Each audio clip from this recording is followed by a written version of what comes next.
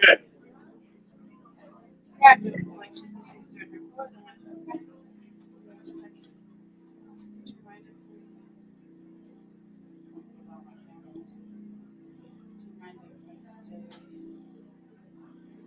All right. So does, everybody got connected with their leader? Okay. I know.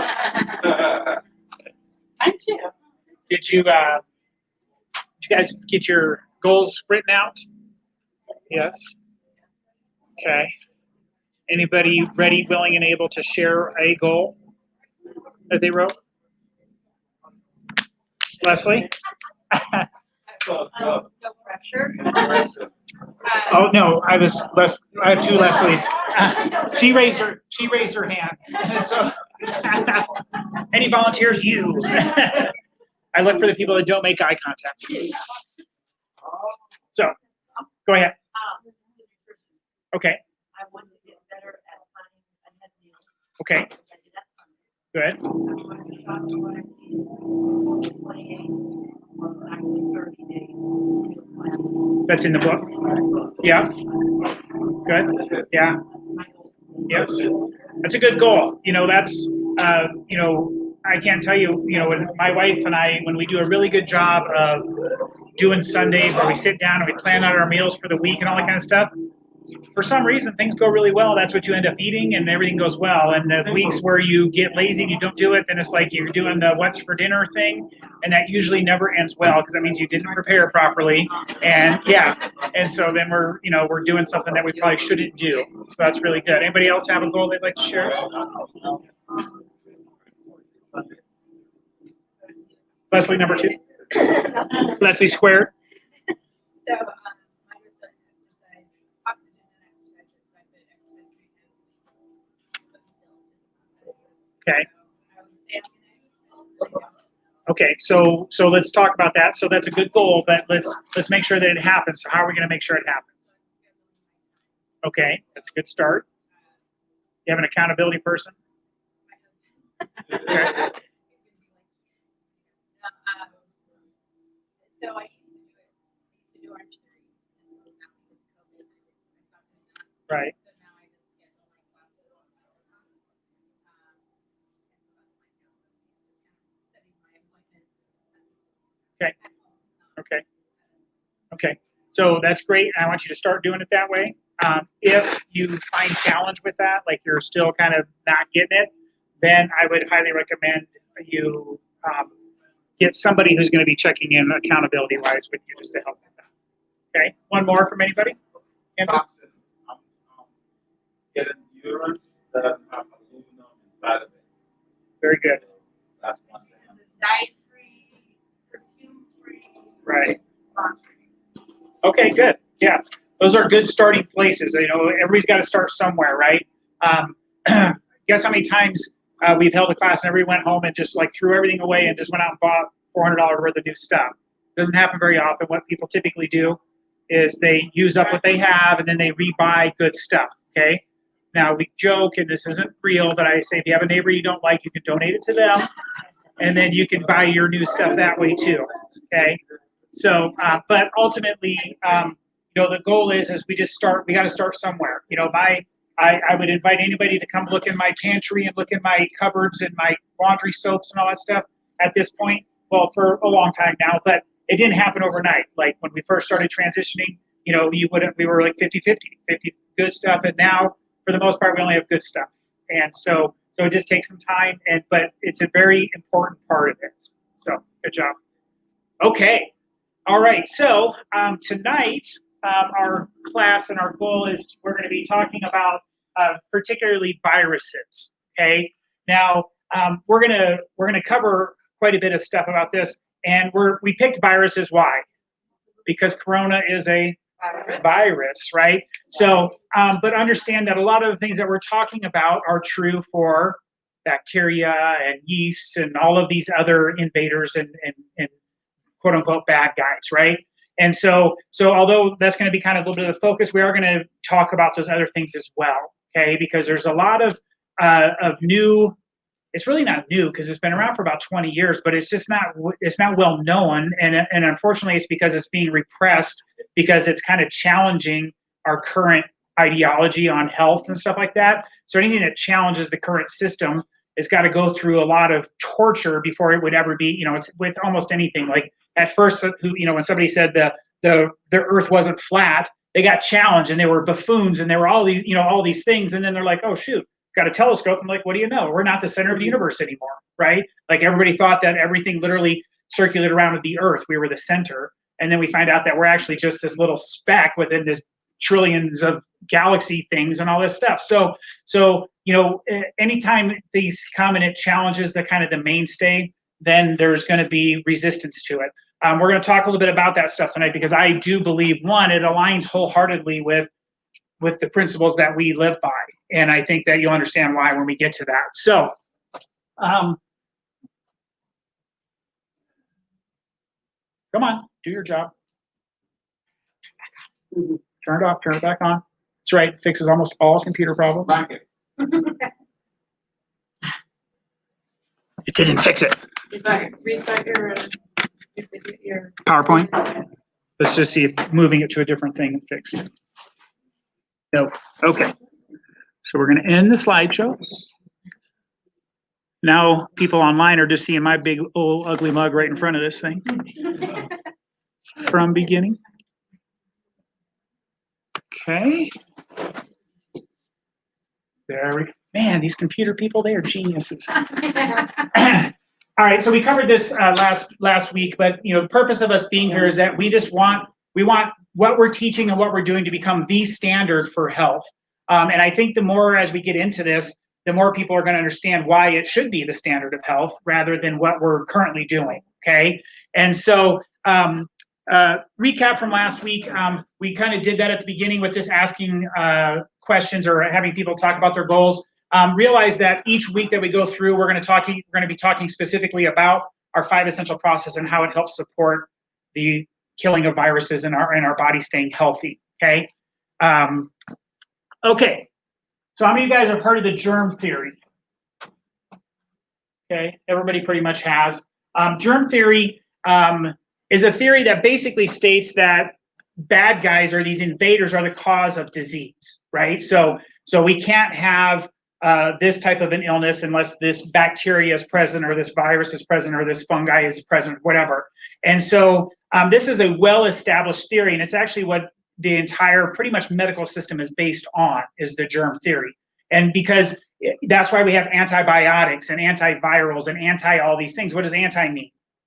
We're against it, okay? And so the ideology, and as we went through, so you guys remember, they've taken most of them off the antibacterial hand soaps and stuff like that. They've taken them off the market for the most part because triclosan, the chemical that was the antibacterial or antimicrobial in that, was found to be extremely toxic to humans. And people, like, you wash your hands and you put your hands in your mouth and you're just like ingesting all this bad stuff.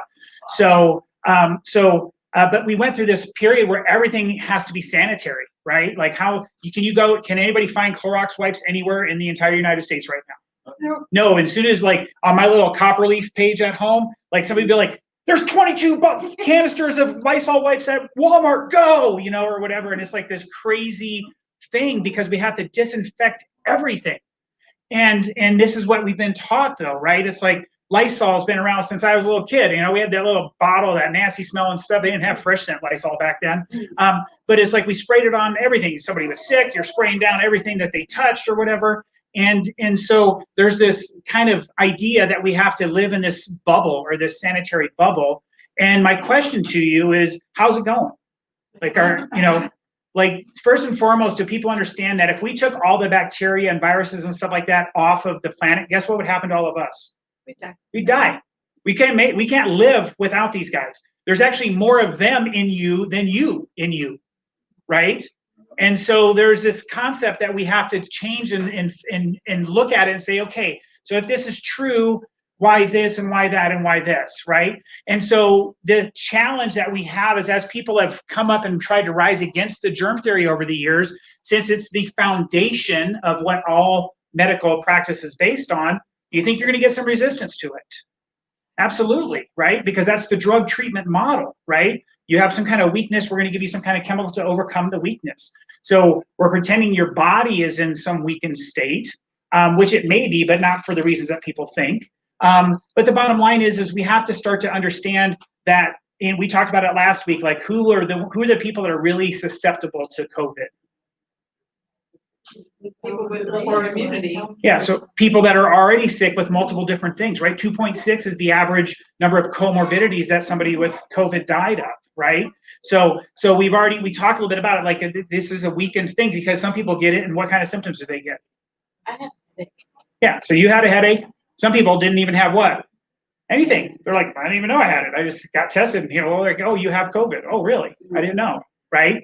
And so all of these things there's such a variance, and we have to understand why. Because if it was just an evil bacteria, that bacteria should be able to create the same destruction in you and you and you and you and you all across the board if it was about that, right?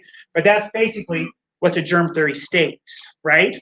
So this was D.D. Palmer. He's the founder of chiropractic, so he's a kind of an old guy. He's not around anymore. But he had a quote. He says, "I desire to know why one person who was ailing and his associate eating at the same table, working at the same shop, at the same workbench was not. Why is that, right? What difference was there in these two persons that caused one person to have various diseases while the partner escaped?" So if anybody had a person in your house get sick with something and then you didn't get sick with it. So if the germ theory was really it, what are the chances that somebody was infectious and germy in your house and you somehow avoided it? What are the chances that happened? Slim to none in Slim left town, right? It's a very small chance that actually happened, right? And so we have to, again, understand, like, how can that be? And we have to start to question, like, well, what's the difference between me and somebody else? Why did they get sick or I get sick and the other one didn't, okay? And so BJ Palmer, this is his son. If you guys see the little Fearless shirts that we work, the guy with the piercing blue eyes looking at you, that's him.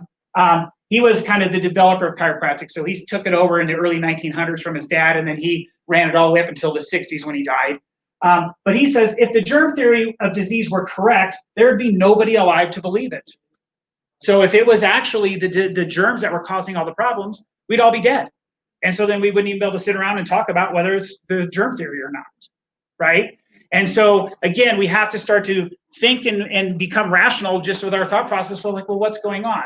Now, so Louis Pasteur, so everybody's probably heard of him. If you haven't heard of him, you've heard of pasteurization. So that got named after Louis Pasteur, okay? And he came up, or was, he didn't even come up with it. If you start reading into this guy, Louis Pasteur was kind of a fraud. He just stole everybody else's work. And then, but he was kind of the popular guy, a little bit of the socialite, had a lot of connections. And so he got a lot of credit for a lot of the stuff that was going on back in those times.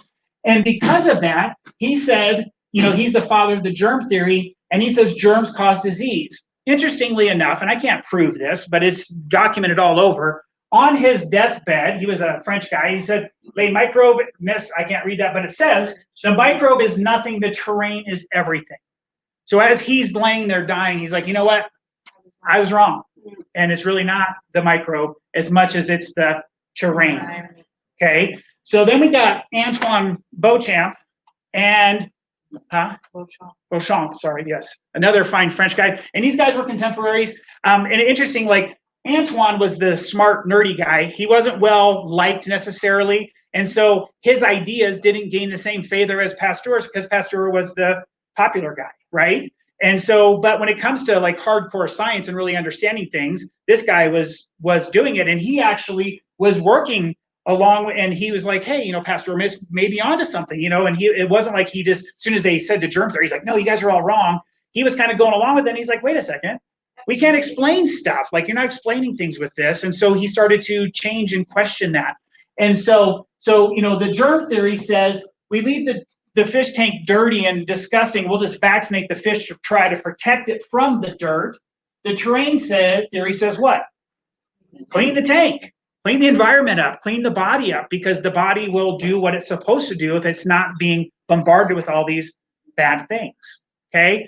And so when we start talking or thinking about this germ theory, terrain theory, does a terrain theory start to make sense? Meaning, like, if somebody's terrain is good and sturdy and healthy, they could have a germ come along and the germ doesn't have a place to set up shop, right? I think of those old Mucinex commercials, like that ugly phlegm guy or whatever, snot guy, and he's like, oh, here's a good, weak lung cell. I'm going to go live here. And then he gets the person, and then of course you take Mucinex and it fixes your problems. No, but the bottom line is it's a kind of the analogy that is right. It's like a healthy lung cell doesn't get the infection, but a sick lung cell or something that's disadvantaged in one way or another suddenly takes on the bacteria or the virus and allows it to change the cell, and then now we got problems, right?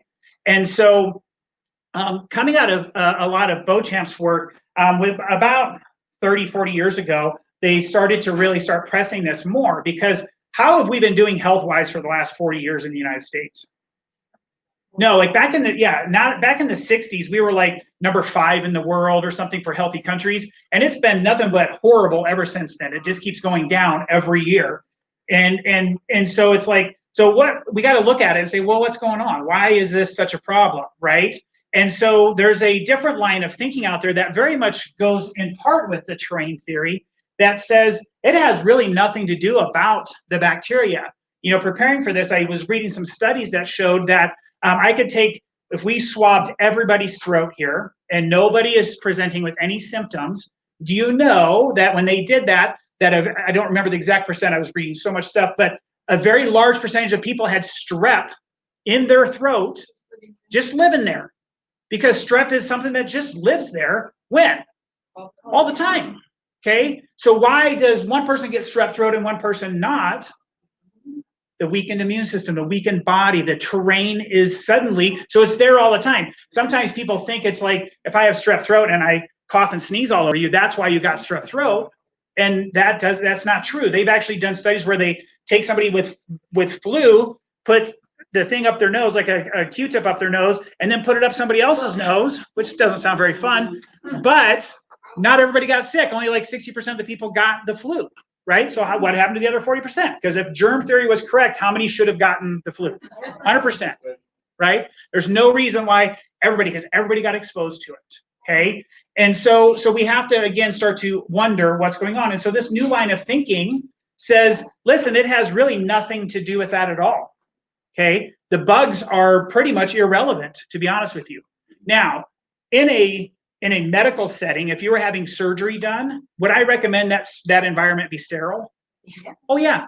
Okay. So there's a time and a place and a reason for this type of behavior, but it's not everyday stuff, right? The people, I don't know about you guys, but I have some family members that are the people that Lysol and spray, and they walk around with their Clorox wipes and wipe everything. If one person gets sick, everything's wiped down in their house. Like, how healthy is that family most of the time? Probably not. They're sick all the time. And then you have the other family who they haven't cleaned their house in the last 6 months. Things are growing off of the counters or whatever. But for some reason, they're not sick all the time. Right now, I'm not condoning. I don't think it's a healthy thing to do. But the point being is that our immune system and our body stays healthy because it's like a muscle, right? And so when we start talking about everybody stay inside, everybody stay away, what's happening to our immune system's effectiveness? It's weakening. It's going to sleep. I got nothing to do. Everybody's walking around with masks on. Everybody's sanitizing everything. You're getting sprayed down everywhere you go with alcohol and stuff like that. And so as a result, it's actually weakening the terrain, right? So we're actually more susceptible to potential problems because our body is becoming weaker over time. Okay, there's plenty of evidence that shows that people that are outside a lot, which is the one good thing they told people, are like, no, like, don't just stay inside, even if you're just in your own yard or doing something, but get outside, get some sunlight. But they've actually shown that people that are cooped up are going to get sicker and have more problems than people who are outside, right? Like those outside things, like when you were a kid and you used to play in the dirt and and then you cut your finger and you sucked on your finger and you got all the dirt in your mouth, but nobody worried about anything, right? You didn't worry about what was going to happen. Okay. Yeah, exactly. But now we're in this thing where, so your kid comes in and it's like, well, shoot, we got to treat it with this and then pour this on it and then put Neosporin on it. And then we got to put triple antibiotic ointment on it and all this kind of stuff. And I'm like, you know what, guys, for the most part, the body's got it, okay? Again, I wouldn't recommend not washing it, okay? But don't use an antimicrobial soap, just use what? Good old soap, like it's been around a long time and it did a really good job for a long time. And then when we started making antimicrobial stuff, it actually got worse and it started poisoning everybody. And they're like, oh, we shouldn't do that. Sorry. Sorry for that 30 years of unintentional poisoning of everybody. Okay. So in this line of thinking, when they talk about viruses, how many of you guys know that viruses aren't alive? So we had one. Okay. So viruses, bacteria are alive. Okay. Fungi and these different things, these things are alive, but viruses are not live things. Viruses on their own can do what kind of damage? None. Okay, it's just a little fragment of DNA. Okay, it's not a live bug. It's not crawling around looking to try to delve deep into you. Okay, and so viruses, in order to replicate and to do things, they have to get into a host. Okay, and the only way the host will let it in necessarily is if what? It's in a weakened state. The terrain's bad. Okay. Now, there's another whole thing which I'm getting myself involved in, like research-wise, that actually went as far as to say that the viruses, like coronavirus, that viruses exposures are an upgrade to your computer system. So without viruses, our bodies would not continually, the immune systems wouldn't continue to evolve and learn and do and adapt. And so it's an interesting thought process. I'm not 100% like where I'm at on it because I went doing all this research, I've come across it. It's pretty convincing though. They talked about where the peaks of all of the illnesses were, and they're in the most toxic places in the world. So that province in China where it all started, the most toxic in the entire world. Their level of toxicity is second to none, okay? Then we would look at the United States. What's the pollution like in New York City? Horrible. How about Louisiana? Horrible. They have a lot of molds and a lot of like spore stuff. So and they also spray a lot of chemicals. So in that province in China, not only do they have bad pollution from all of the industry, but they spray more Roundup in that province than anywhere in the world. Okay, and so his take on it was like your body is getting attacked through all of this pollution and toxins, which is part of why our fifth essential is toxicity, and that the virus becomes available to you to give your system an upgrade to be able to live in the environment. Okay, and they've got some pretty good evidence behind it because it's the evolution of how the body has evolved and works, right? So I'm not saying yet, and maybe I will when when I get done with my research. But it's an interesting concept to think because I know that they're not real. They're not. It's not that they're not real, but they're not alive, right? And he said, so think of a virus more as an upgrade to your CPU. Everybody needs to get Microsoft updates. So it's your body's update to allow you to again be in an environment that maybe wasn't the best for you, and that's why your body was able to do that. Because maybe if we had somebody who we preserved that was born in the 1800s. And we moved them to New York City and brought them back to life, maybe they'd die right away because of the amount of toxins and the amount of exposure and stuff, because their immune system, their body wouldn't be able to deal with they would have no upgrades along the way, right? And so, again, we're not condoning like licking handrails on purpose and stuff like that just to, yeah, she told you, don't do that, April. So, but the bottom line is we have to understand that thinking about sterility all the time is a problem, okay? Not only does it create OCD behaviors and different mental stresses that we don't need, but we just do reasonable common sense things, like we clean things and we wash them and we do our normal cleaning and stuff like that. And if we do those things, our body actually is in a better position to win and survive any type of an invasion if we were doing that than if we were the boy in the bubble, okay? Does that make sense? Okay. All right, so when we look at the immune system's job is to identify foreign things in the body and then ramp up some type of an attack against it, okay? So we think a lot about our immune system with viruses and all these different things, but it's also cancer cells. How many of you guys know that you have cancer cells in your body right now? Okay, everybody does. So if you didn't know it, you can raise your hand now. Everybody has cancer cells in their bodies, but those cells get markers on them that the immune system identifies as not normal or need to get rid of, and then it sends in the macrophages and the cells to go kill that cell, right? And so our next topic is cancer awareness, and we're going to dive a little bit more into how important the immune system is and the body's cellular health or terrain is to either getting or avoiding cancer as well. Okay. And so when we start looking at the job of the immune system, with the cell takes in something, it puts a little marker on it, the immune system identifies it, and then long term it'll build antibodies against it.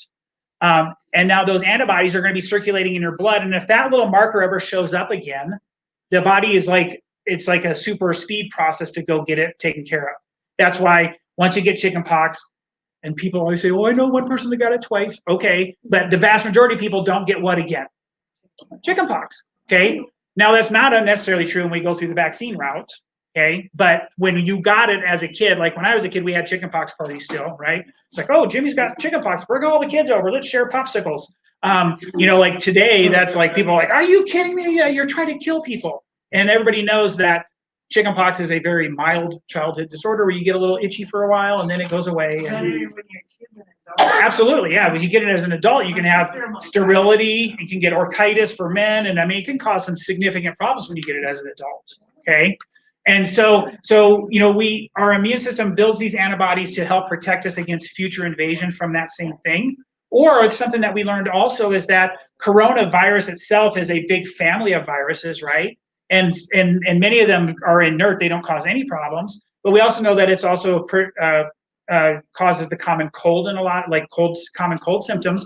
So there's been some people that they've said, well, because they've had the common cold that was a coronavirus that was similar to, it wasn't exactly the COVID-19 one, but it was similar. So their body already had a head start on being able to get rid of it. So they were kind of immune to it, you know, and those could very well be the people that didn't present with any symptoms, right? Because their bodies were in a healthy state. They already had these little things ready to go. Because you guys realize that you get exposed to literally millions of things every day, right? And we're not always sick. And that's because our body has what? An immune system, right? And its job is to keep us safe and to keep us protected, okay? So when we start to think about challenges to the immune system, there's a lot of things that challenge its effectiveness. And that's part of our whole 5 essential process, right? Do you guys think mindset or stress can weaken your immune system? Absolutely, right? How about diet? Of course, right? How about sedentary life?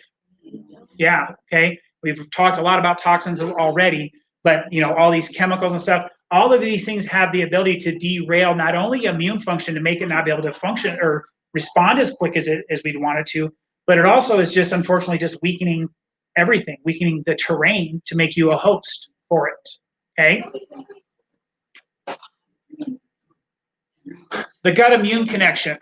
So over 70% of your immune system's functionality is housed in the gut. So if you read studies about people that are on multi things of antibiotics, you know, like maybe you had a real bad infection, you had to go on a couple courses of antibiotics to get off of that. What is that doing? So are antibiotics specific to only the thing that's causing your illness? No. Okay. So they're going to kill off pretty much, and especially the big broad spectrum ones, but you know, they're going to kill off a ton of stuff, a ton of bacteria, right? And so side effects of antibiotics often are associated with what kind of symptoms? GI problems. People get diarrhea, they're bloated, they're like, I don't know what all this is coming from. And it's because you're killing off your normal flora, okay? And so the interesting thing is they studied these, I was gonna say Hunzin people. It may be the Hunzins. They're a tribe in Africa that was unadulterated for years, right? So they no Western world stuff. They didn't even have a word for antibiotic in their language, okay? And so they've been studying these people because they live amazingly healthy lives. Everybody's like 100 years old and they're still like moving sheep up and down the hills and all that. They're like, what the heck's going on with these people? And so they started looking at them and they started testing they were literally, every time somebody would go to the bathroom, they'd go take their stool and they'd send it off to a lab to analyze. And they found that these people's, you know, like we talk about probiotics and they say, oh, well, my probiotic's really good because it has 10 strains. First of all, there's like millions of strains, right? But their fecal matter had strains of things that they never, like you can't even find it in the United States. Okay, and so they were studying these people, like, wow, there's really something to this whole gut health thing and how they stay healthy and how it not only affects the immune system, but it literally affects all types of your life and living, right? They're now here in the US, they're experimenting with kids with autism with doing poop transplants, right? Where they're to change the biome, and then they find that these kids actually start not having autism symptoms as much, right? Just because you're changing their bowel flora, their brain, and all of these things start to repair and function better, right? Some really cool stuff that's happening. And so they looked at all these people, and so then there was some Western people came to these people, and they're like, listen, guys, like, you're really doing good stuff, but you guys need antibiotics. Like, you got to have this stuff, man. What if somebody gets an infection? And they're just kind of like, you don't even know what you're talking about. So they dropped them off this big case of antibiotics, and people took them like crazy. They thought it was like candy or something. They just started taking them a lot. And so they started taking their stool, and they kept sending it off. What do you guys think happened? No, they lost none. What? Yeah. And so they said, this is crazy. You just took an antibiotic, and we're still seeing those cultures. Maybe there's not as many of them or whatever, but the cultures did not get killed off. And so what they determined through this all is, guess what? We talk about our gut because it's an important part of it, but every organ and organ system in our body has a microbiota around it. And because all of their organs and all of their other tissues had all of these wonderful living organisms around them, that antibiotic, even though they took high doses of it over a short period of time, was not enough to kill theirs off. Now, don't people around here try it, because our systems aren't like theirs, right? We've been living on Spam and hot dogs and macaroni and cheese or whatever, so we don't have that same ability. But it was crazy, because when I was reading the thing, I thought, oh man, he wrecked these people, and they're all going to be sick, and they all have cancer by tomorrow, and all this stuff. And they're like, we kept sending poop samples, and we're like, what the heck's going on? These people are there; it's not changing, right? And so it goes to show that when the body is in good health, then even if we do something like give it a toxin or something that was intended to kill, the body has the ability to overcome that thing still, right? And so it's a pretty amazing stuff when you start digging in and start reading all of these things. Now, granted, they told them, like, hey, don't do this. Like the people that dropped it off, they're like, get it out of there. Don't let them, ruin what is going well. But it was just fascinating to me to think that you could take a whole bunch of antibiotics and it not completely derail everything. Because we know here, there's tons of evidence and shows that kids that get antibiotics within the first year of life, guess what they have increased risk of? Asthma, allergies, all of these things as they grow older, right? And the only reason why is because it messed with what? The gut, okay? And it goes back all the way back to vaginal delivery versus C-section delivery, right? A vaginal delivery, that baby is engulfing all of the mucus and stuff, which doesn't sound all that cool, but that's the stuff that goes in and lines the intestinal lining for that baby. And when they're born by C-section, they don't get it, right? I cut it. The first exposure of bacteria they get is outside world stuff on skin, stuff that's, and so those kids, C-section babies, especially given antibiotics, it's like you're way behind the 8 ball with chronic health conditions. Okay. So, and it's all because we're destroying something that, again, was supposed to be normal and natural to have happen, right? And so the gut immune connection, it's very important.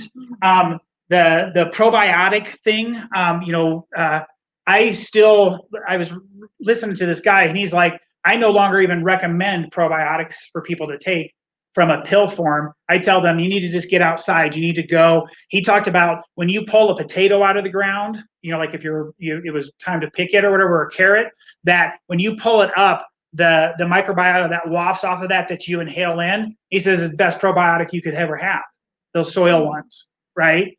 And so he's gone to the point where he's not recommending that. We usually tell people to get the humic or fulvic mineral, because those things have a lot of those active cultures, different things in them, right? But there's still some validity to it, especially when you're starting from ground zero, which many people are. Like, we got to get something into the system, and then let's get them outside and let's get them exposed to the real good stuff, okay, as well. Okay, comorbidities and viruses. So it's interesting that, we've learned, like we talked about, that COVID-19 seems to have a predilection for people that have comorbidities. But do we understand that it's not just coronavirus, right? Because somebody who gets the flu, you guys realize that almost nobody really dies of the flu. They die of what? Complications of the flu, like pneumonia or something, because the body got overwhelmed and it couldn't recover, right? So when we look at these things, we have to understand that all of these things play a role in any type of virus. If you have any of the comorbidities, you're more likely to have a more difficult time overcoming almost any obstacle that your body gets or encounters. Okay, it's not just a one thing or a this thing or that thing. It's this whole thing, right? And it affects it all. So we really have to be cognizant of understanding why it's so important to have good, healthy immune systems and a good, healthy lifestyle, so that we can start to combat obesity, heart conditions, diabetes, high blood pressure, all of those things. Okay. So how are we going to do that? We're going to start off with our 5 essentials, which we covered. So what does chiropractic have to do with the immune system?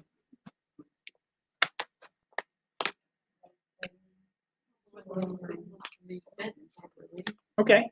So there's been many studies to show that when you do adjustments on people, that it changes their immune marker system, like it increases their helper T cell activity, and it does these different things, okay? In chiropractic, we have a lot of studies that shows how it impacts those things. We don't have studies that shows, like if you came in with the flu, if I had 100 flu patients and I adjusted all of them, then the 100 those people got faster than 100 flu people that didn't. Okay, we need more of those studies. So what we have is there's a thing. It's like A equals B. So I do an adjustment, it increases your immune system. An increased immune system is known to be able to fight off this infection better. So we have A plus B, and we know B equals C, or A equals B and B equals C, but we don't have the studies that says A equals C. Okay, and we're working on those. But does it make sense that the less interference I have in my system so that my system can perform and adapt properly? To me, in my world, I think of chiropractic as being a foundation for allowing the body to adapt quickly to things and more efficiently to things, which is kind of what they're talking about with this whole terrain thing, which is why that aligns so well with the idea of how our body works, right? We're a self-healing, self-regulating organism. And so its job is to always try to do the right thing and keep us healthy. But if the terrain gets challenged, then we call it the limitation of matter, right? Like if you fall off of a 10-story building, like splat happens. Like I don't care what your belief system is, you're probably not coming out of that one, right? And so there's a limitation to the physical nature of things that even the best innate intelligence or that power inside of us can't overcome, right? But it's not because it didn't want to or it didn't try to do its job. It's just like, hey, there's a limitation here in the physical part of our body.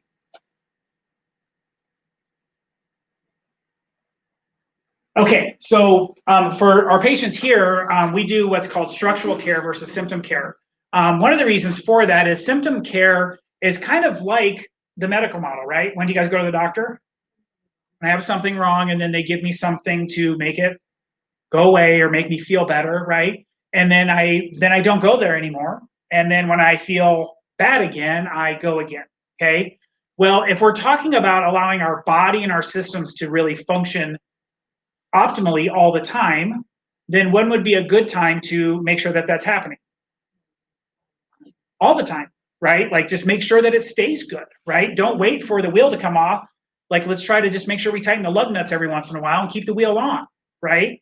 And so when we look at structural correction, the reason why we're trying to do that is because we know poor posture has been linked to tons of different chronic health problems, right? And it's because the posture as it goes forward, it's stretching your spinal cord, it's putting stress and tension into things, and then the body is deregulating as a result of that, okay? And so it's a crucial part to somebody being healthy long-term, okay? It's not the only part, right? So if I was adjusting everybody and you guys, as soon as you left here, you're like, hey, we're gonna go do whippets with Ready Whip, and then I'm gonna smoke and drink all night tonight with, all this stuff, like, you still think that you're probably not gonna live as long as you were supposed to, right? Which is why we talk about 5 essentials, not 1, okay? But we do know that 1 is very important, right? Because I can tell you, everybody also knows somebody who eats really well, they've exercised their whole life, they've probably been toxic free and do all these detoxes, and then they get diagnosed with some horrible disease, or they've dropped out of a heart attack. They're like, man, who would have thought that? Man, this person was healthy, right? Well, what? So they were missing an essential. You know, most people are missing one at least. So our nutrition. So sugar equals immune system danger. People don't realize, but when you drink like a can of soda, it actually suppresses your immune system up to about 60% for about 5 hours. So if you want to ensure to get sick, just swig on Pepsi Colas and that kind of stuff all the time, because you're going to keep your immune system at a lower rate all the time, right? And it's not just the colas, it's any of the simple sugar things, right? Not only that, but sugar does what else? What does it do to your joints and your muscles and your tissues? It inflames them, right? And in an inflamed state, so acute inflammation is good, okay? You sprain your ankle, you should have inflammation in your ankle, right? Because the body is sending help. It's bringing things to it to help repair it, right? If you had something in your sinuses and they inflame and you start producing mucus to get it out, it's a good thing, okay? What's not good is chronic inflammation. Chronic inflammation is tied to pretty much every chronic disease process in the world, okay? And so there's a big difference between what's supposed to happen and then what happens because of chronic abuse, okay? And so we have to understand that, some people say, well, I sprained my ankle, I have inflammation, I'm scared of that. No, that's the right time for it to inflame, okay? We have to understand that there's good and bads to that part of it. Chronic, keep going, that's something to be concerned about. And that's why it starts to lead to, because when your tissues are chronically inflamed, they can't get nutrients in and out, it starts to change, it puts stresses on the cells, and then the cells start to get compromised, and now we've got disease processes, right? Which is why it's always tied in with the chronic diseases. So we don't tell people just to stop eating sugar just because, right? So within our program here, we have our Max Living Core Plan. Is anybody doing Core Plan stuff? Very disappointed. No. So the Core Plan is the one that people like because it allows for variances, right? You don't have to be quite as strict. You can still have some grains and some fruit in your diet, but the grains really need to be whole grains, and you want to read things that are, like stone ground and that kind of stuff terminology. You don't want Wonder Bread and, Hostess, that kind of stuff. But we want to have good quality products, okay? Still limiting gluten is probably not a bad idea, just because gluten's really changed a lot. And if you're using just traditional flours, that has very high amounts of gluten in them. So being a little bit aware of that is not a bad idea. But it's also not a green light. Sometimes people say, well, I'm gluten-free, but they're eating 700 pounds of rice flour every day. And I'm like, well, okay, you're still inflamed as all get out, just with rice flour instead of wheat flour, right? So be careful with, it's kind of the same thing with organic, although we recommend people trying to do organic when you can. Organic sugar is still what? Sugar. So sometimes well, I'm having Snickers, but it's an organic Snickers and I have 7 of them a day. It's still not a good thing for you, okay? Because it's just not good to get that much sugar. So the Core Plan is kind of designed for people that are just trying to maintain a good, healthy life. So if you're at where you want to be, you have no significant health things going on, then the Core Plan is where you need to focus your attention on, okay? Our Advanced Plan is for anybody who has challenges. So if we have a chronic health condition, if we're overweight, if we have arthritis stuff and we're inflamed, that kind of stuff, then the Advanced Plan is where we need to be, okay? The Advanced Plan does eliminate all the grains. So we can't have grains, okay? We can have some fruit, but what kind of fruits? Berries, like the low glycemic things, right? So we're not having bananas, and we're not having, mangoes and peaches and stuff like that. They're the real high sugar fruits. I know. So, but the bottom line is that why are we doing that? We're doing that because we're trying to cut inflammation in the body, okay? And if all those things are inflammers, we know that if we can get the inflammation down, what has your body got a better opportunity to do? To heal. And so when we first started doing this was called the Healing Diet, is what the name was. But then when we had the other one, they're like, what's this, the non-healing diet? That didn't sound good, so we changed to Advanced and Core, okay? And so with the Advanced Plan, you're going to be eating more, fats and protein and healthy proteins. So just make sure that we're getting good sources of those things. Most of you guys are kind of veterans here, so I don't think we have to go through that. What kind of beef does it have to be? Grass fed, and what kind of, grass finished, and what kind of poultry should we be eating? Free range, and what kind of fish? Wild caught. No, you can't say none just because you don't like it.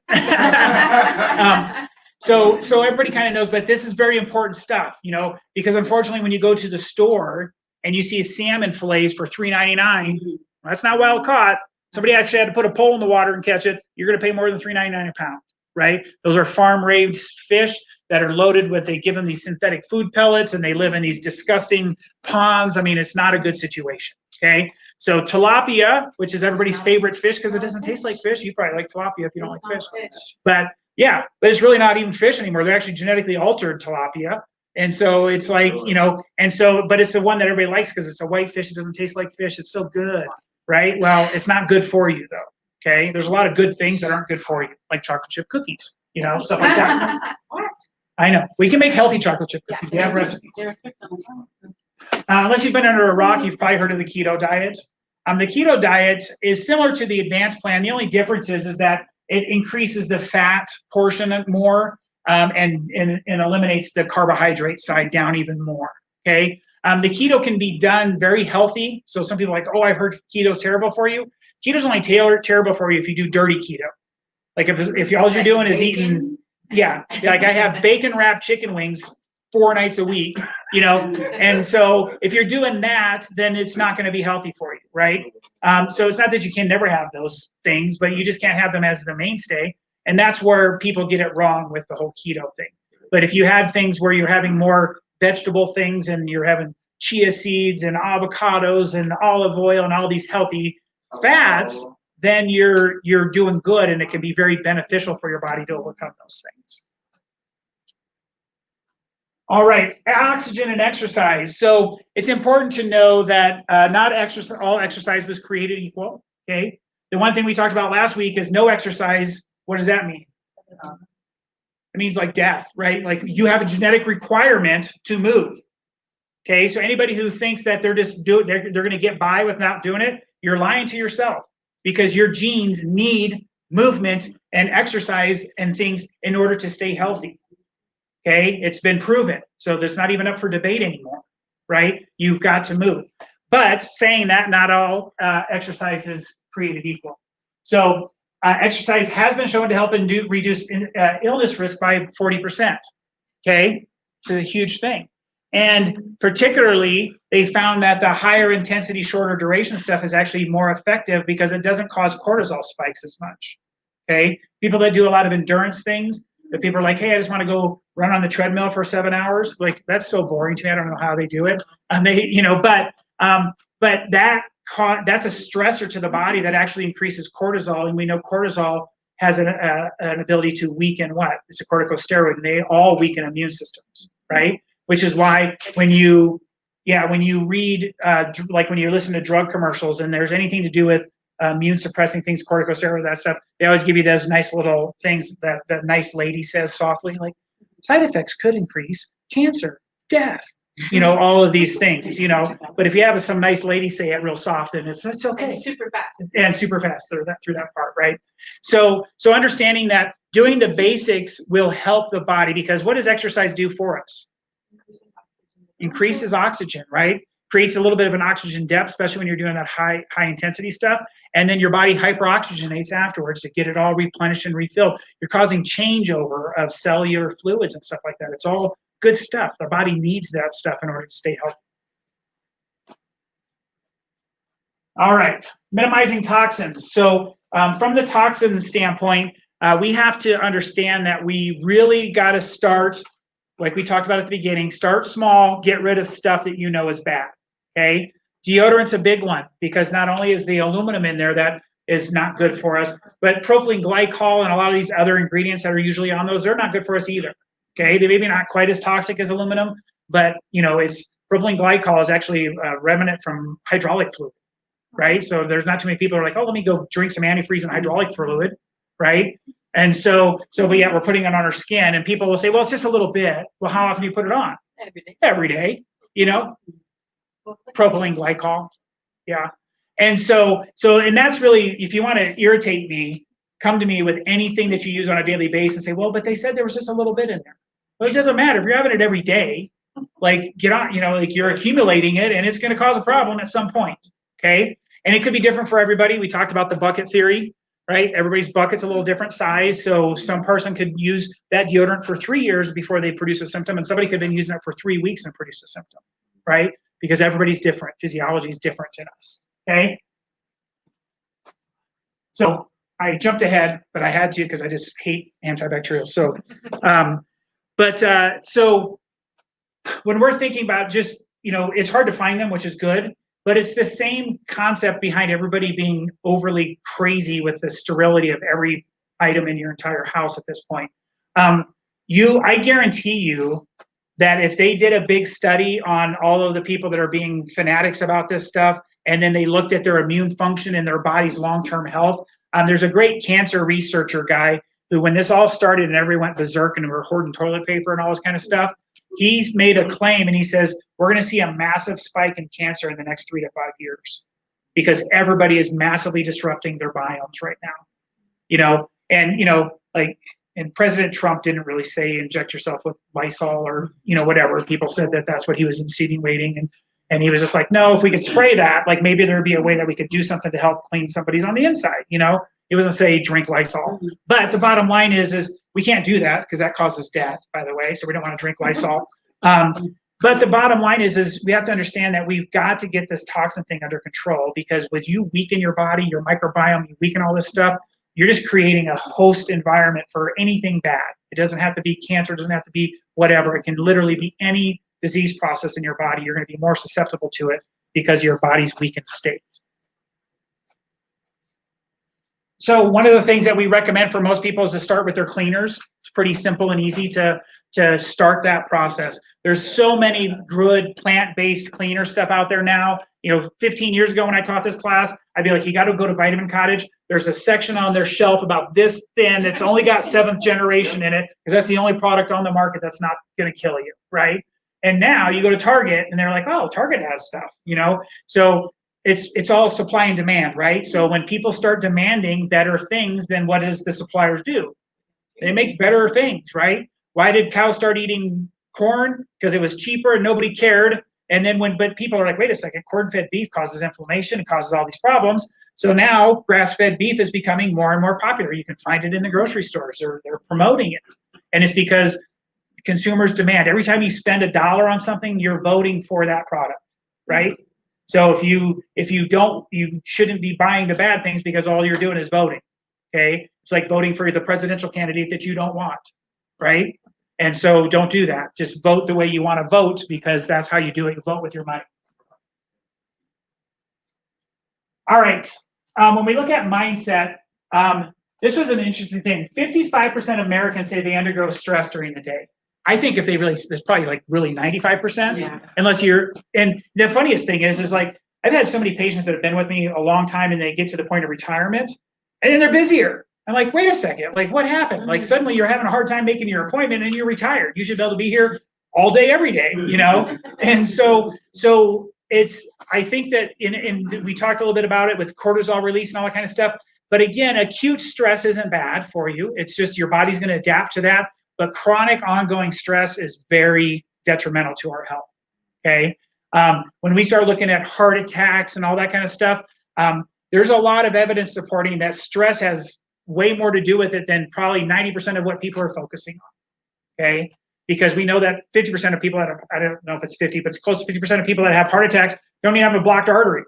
Like everybody thinks a heart attack is a blocked artery, and it's like 46% of them have blocked arteries, and the other 62 or whatever don't. So how'd they have a heart attack? Stress causes a vasoconstriction of the blood vessels. The blood vessels can't get blood where it needs to, and people have heart attacks, right? So again, it's all encompassing, and it's important for us to understand that that's why we do what we do, why we're trying to bring this as a big group to you guys, so we start working on these little things every day in our life, okay? Immune supporting nutrients. So we do know that there's certain things out there that have been shown and proven to be able to help us with immune system. Vitamin D3, okay? This says 42% of the United States population is deficient in vitamin D, but that's based off of what the medical people say our level should be, which is like 30, okay? All the health people that are into vitamin D say your levels need to be at 60 in order for you to have optimum function of it, okay? So that's literally half. 42% of people are deficient in it. Why do you think so many people are deficient in vitamin C today? Or D? Sunblock's part of it for sure. We work inside. We work inside. Okay, the same problem that we've been talking about, right? Do you think our vitamin D levels right now are higher or lower than they were last year this time? Lower, because all summer, where was everybody at? In their houses. Okay, let's get out of the sun. Let's not get any vitamin D, and let's weaken our immune system even more, right? So, I mean, crazy when we start thinking about this stuff. It's almost like the rules were intended to help increase infections, right? Vitamin C supplementation may help reduce the duration of illness by 17%.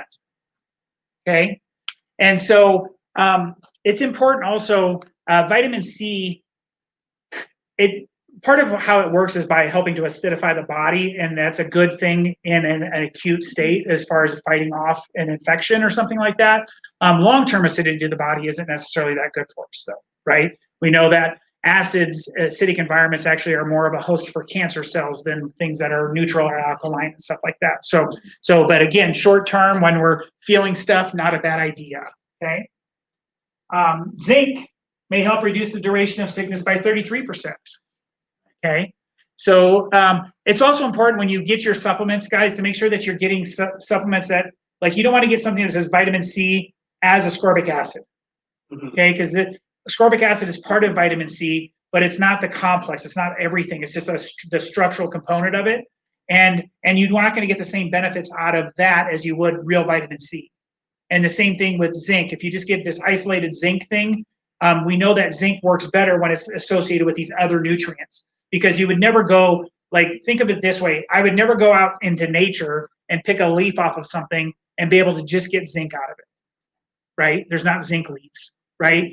So that zinc is in that plant, but so is this, and this, and the combination of those things help absorption and help utilization in our body, right? Which is why we push for our patients to be on whole food-based supplements, right? Because that's coming from real food, okay? It's not isolated nutrients. You know, sometimes people say, well, look at this one. It's got 7,487,000% of vitamin C in it. Nobody needs that much, right? You're gonna have diarrhea if you take it, because that's definitely gonna trick, the green apple quick steps are coming your way, okay? So when we look at those things, whole food is always the best way to get all of our nutrients, not even supplements, but whole food itself. But unfortunately, our nutrients in our food have gone down. People are not eating balanced diets anymore, and so we become deficient, okay? Elderberry, echinacea, and other herbs, these are all things that have been shown to help support those things as well. Elderberry, the black elderberry syrup and stuff that, we used to get that for our kids, like when they were younger, because it tastes good and all that stuff. But it really helps with shortening durations of things and helping support immune function. Okay, so we just talked and we said, where should we get all of our nutrients from? Food, whole foods as best as we can. We do have, this is kind of the immune bundle. So I will tell you that I take D, C, zinc. I don't take that one. That's a new one that we just got in. I don't take that one, but every day I take my D, my C, my zinc, and I take B vitamins. Okay, and I do that, and I've been doing that ever since COVID started, right? And it's important to vary your C. Okay, so what they have learned is if you take the exact same amount of C every day, that it becomes less effective. Okay, so you should vary your dosing on it. The D doesn't matter that much and zinc doesn't matter that much, but for vitamin C, you don't want to get into the same rut all the time of doing the exact same thing. Okay. Okay. Coming up next week, we are diving into cancer awareness. I think that this one is really, this hits everybody's, raise your hand if you've been affected by cancer. Maybe not you personally, but a family member or something like that, right? So when you ask that question every time, like everybody's hand goes up. So this is a huge deal. And we're not going to say next week, hey, if you do these 3 things, you can never get cancer, right? That's foolish to say that. But what if we could show you a way that says, hey, if we did all these things, we could dramatically reduce a risk of such things happening? Does that sound like it would be better, right? And so that's what we're going to do is we're going to kind of cover the steps necessary to help our bodies so that they're just not a host for cancer cells, right? And that's what we want for everybody, okay? And it's true for pretty much all of the disease processes that we will cover, okay? All right, questions from anybody? Yes. So, never thought about in terms like this, when we were talking about viruses being dead cells. How does that, I know that vaccines add mercury, deadenus, aluminum, and all that. But in light of that information, that the viruses are dead cells, what is your opinion on vaccine and light of that? It doesn't change my opinion on it. One of the bigger issues that you get is they have to culture those things in things. Right. So then you're also, if you look at those, you're getting a lot of foreign DNA stuff into your body as a good opportunity for that, which is why some people have very violent reactions when they first get it if they're sensitized to it. But it doesn't change that for me at all. Especially the more you go down that path of thinking with that group of and interesting enough, they're all medical doctors, so I thought that was pretty cool. Usually it's like naturopaths and people like that are really ruffling feathers, but these guys are actual MDs trained at Harvard and all these other places that are coming out saying, listen guys, I think we got it all wrong. This whole health thing is all wrong. We need to start changing. And we can say like, hey, we've been saying that for 125 years and we have, but it doesn't matter. Like we just need things to change, right? But yeah, it doesn't change my perspective on it. So if you knew somebody had to have their frontline medical, would you supplement with the things that you just spoke about as if you were almost exposed to prepare for the vaccine? It's probably not a bad idea. Yeah. It's gotten so bad, like they tell moms to stop breastfeeding their children before they're going to get vaccinations because the breastfeeding keeps their immune system so good that the vaccines are less effective. Like how crazy is that? You mean this thing that was put onto me to be done naturally and do the right thing for my baby, and you're telling me not to do it so that you can inject some kind of toxin thing into them, and then like how ridiculous is that? But that's out there. They tell people don't breastfeed your children during that time. Just pump and store it, right? Because we want your vaccines to be effective. So, any other questions? Okay, so we do have a handout. Did you guys give them the little handout yet? Okay, so you guys will meet with your team people. They'll give you your little handout for your homework for this week. Just so you know, it's been easy homework these first 2 weeks. Next week's a little bit more challenging, but it's going to be good for you. Okay, so all right, guys, thanks. Thank you.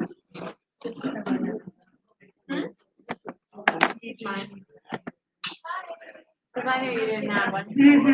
How would you know that? Oh,